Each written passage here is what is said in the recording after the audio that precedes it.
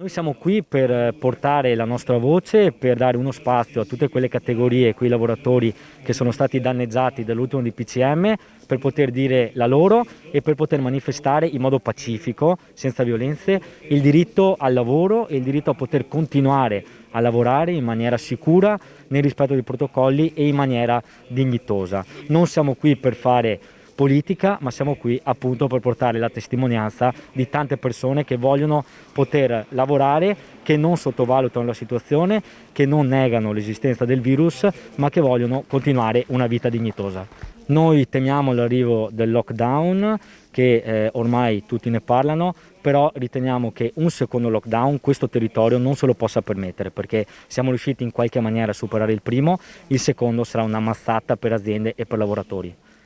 Stasera sono venuto qui in piazza con i miei collaboratori perché, non per protestare, per reclamare il nostro diritto al lavoro, alla libertà di poter lavorare in sicurezza per garantire benessere a tutta la comunità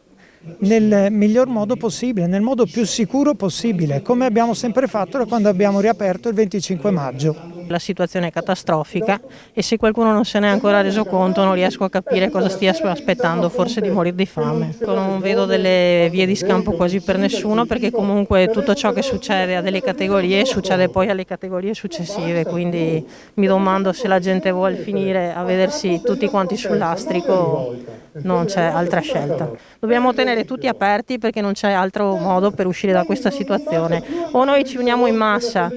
e cerchiamo di fare una cosa unica pensando che comunque la collettività sia la cosa più importante, o noi da qua non ne usciamo più. In questo momento la situazione è drammatica e nessuno